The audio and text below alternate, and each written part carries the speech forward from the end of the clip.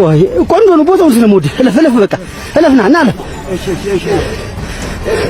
እሱ ተከትሎ እሱ ህወሓት ለሻዕቢያ ምን ብሎ እንደሚገልጸውና እንዴት እንደሚተነተን አጃጃን ራያ ተሰብያ ኢዚካ በባህ ጀነራል መሐመድ ተሰማ ይብሰከንድን ምሮተን ሱዳቺሱፍ ሶሶ አጅረን ጨጨብሳ ጅራ ጀቹዳን ድበት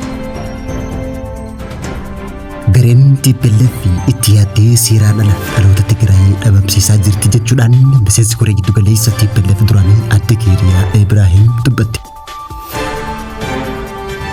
ኢራን ዳንቲ ገላና ስትሬት ኦፍ ሆርሙዝ አመስ ሙቱማ ጎተ ተጩፉ በይስብተ ኢራን በቦታ ሁላ ገላና ሂምበኑ ጀቹዳን ኢብሲት ኑቲ ኢብደንተኝት ፈልመን በላይ ተምሰቃ መብራት እኮ ሂምበርባኑ ጀቹዳን ቲፔሌፍ ኢብሳ ዶክተር አብይ ቲፔሌፍ ኤርትራ ሱዳን ወሌን ገብታ ሀረቦ ኦመኒ ኢትዮጵያ ዱሉ ፊ ጀቹዳን ዱበት ሞርመን daawwattoota fi hordoftoota lammii miidiyaa nageenya keenya bakka jirtan maratti isin dhaqqabu kanneen nama dhageessan hanga footootu lammii miidiyaati amma bal'inuu duddaansin.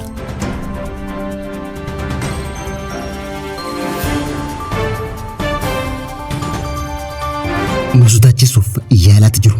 Kaayyoo diinota keenya Itoophiyaa akka Somaaliyaa biyya akka hin qabne taasisuudha. Nuti garuu kaayyoo diina keenya waa dubanneef lola haqaa lolaatti jirraa jechuudhaan ajajaan Iziika Babaa Itoophiyaa Jeneraal Mohammad Tasammaa guyyaarraa miseensota raayyaa ittisa biyyaatiif ibsa kanneen dubbate. Raayyaan ittisa biyyaa Itoophiyaa viidiyoo daqiiqaa 10 mata duree ajaja warra garjabeeyyii caccabsee jiru gadhiisee jiraachuun mul'ate. Viidiyoon tun injifannoowwan ajajni kaababaa godinaalee naannoo Amaaraa godina Goojjam Gondar Kibbaa keessatti baatii dabartee keessatti galmeessee kan calaqqeessu ta'uu isaati. Viidiyoon tun ibsa ajajaan raayyaa ittisa biyyaa Iziika Babaa Jeneraal Mohammad Tasammaa waraanaaf hooggantoota waraanaa naannoo san jiraniif ibsa kannee kan hammatee hoggaa ta'u dhimmoota falmissootaan kaasuudhaanis ibsa kannee yeroo dabre humnoonni alaarraa deddeebiidhaan Itoophiyaa weeraruuf yaalii taasisaa jiran jiraachuullee Jeneraal Mohammad Tasammaa yaadachiisuudhaan baandaaleen biyya teenyaa amma yeroo qabsoo isaanii fashalaa'uu argan humnoota alaa waliin lollaa jechuudhaan nu sodaachisuuf yaalaa jiru jechuudhaan dubbate. Nu sodaachisuuf yaalu malee garuu nu sodaachisuuf yaalu malee humni kun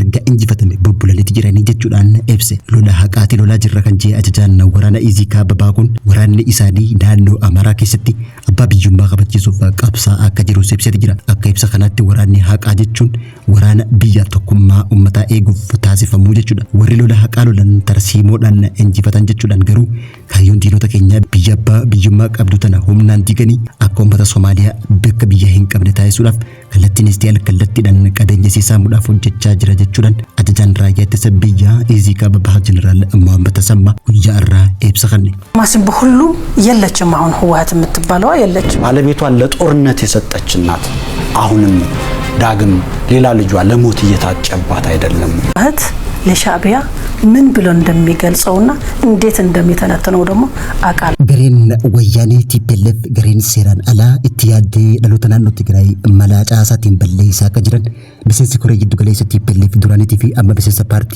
ዲሞክራታዋ ሰብሬተን ታቴ አደኬሪያ ኢብራሂም ጉያራ ድበቴ ገሬን ወያኔ ሴራ ደላ በቃ ሁኖተ ዲኖተ ኢትዮጵያ ታና ወሊን ገብታ ጽምዶጆ ኡሙዳን ሻዕቢያ ፊ ሁኖተ ፍንጣል ይኸይሶ ወሊን ቱም ሱዳን ኢትዮጵያ ተስገብ ደብሲሱ ላፍ ሆጀታ ጅራቹ ከብቴ ገሬን ቱም ወሊ ገልቴ እንደጋ ፕሪቶሪያ ጨብሱን ወራደ ብራ ኻሱ ላፍ ጅሮ አማንትራ درgaggoota Tigraay humnaan gara waraanatti bobbaasaa jiraachuullee keeriyaan dubbatte walii galtee nagaa Pretoria bilbila nagaa sagalee dhukkaasa callisiisuu uummata naannichaatiif abdii kennee ture jechuudhaan dubbatte. Mootummaan federaalaa uummanni naannichaa bu'uura walii galtichaatiin jireenya tasgabbaaf nagaa akka jiraatu carraa uumullee addikeeriyaa Ibrahim EBC afaan Amaaraa waliin gaafii deebii taasifteen dubbatte. Haa ta'uuti malee gariin wayyaanee seeraan alaattuun walii galtee uummata Tigraayiif boqonnaa guddaa argamsiise akka mala yerootti itti fayyadamuun bulchiinsa yeroo naannichaa humnaan diiguudhaan paarlaamaa seeraan alaatiif filannoo ariifachiisaatiin gurmaahuudhaan kaabinee dullatti aangoota deebisee jechuun dubbatte. Warqee fi albuuta gatii xiqqaadhaan Shaabiyyaa waliin saamaa jiraniin alatti illee dargaggoota Tigraay waraana Suudaanitti gurguruudhaaf galii sharafa biyya alaa argamutti akka fayyadamuudhaan meeshaa waraanaa bituun uummata naannichaa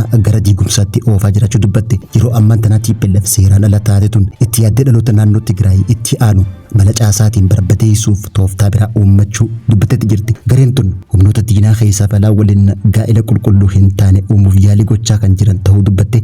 Gara jabummaa guutuudhaan daa'imman gara kampii waraanaatti erguun sarbama mirga namummaa raawwachaa jiraachuu dubbattetti jirti. Qorbaan biyyaalessaa kutaa 12 qophaa'elleen itti kutachuudhaan dargaggoonni Tigraay akka hin fudhanne dubbattetti jirti.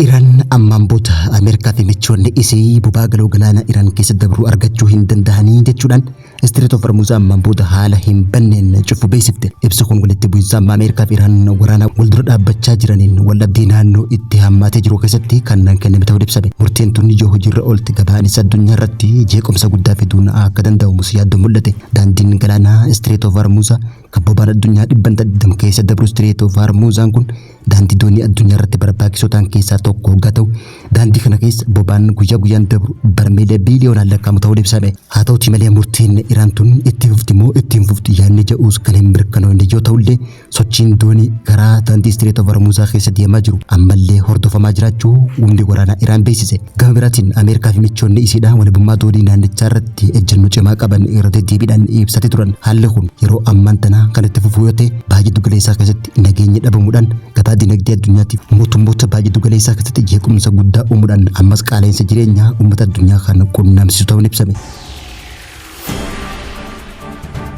If dandeenyetti falmanna malee tumsa qaama tokkootu hin barbaannu jechuudhaan TPLF guyyaarraa ibsa baafteen.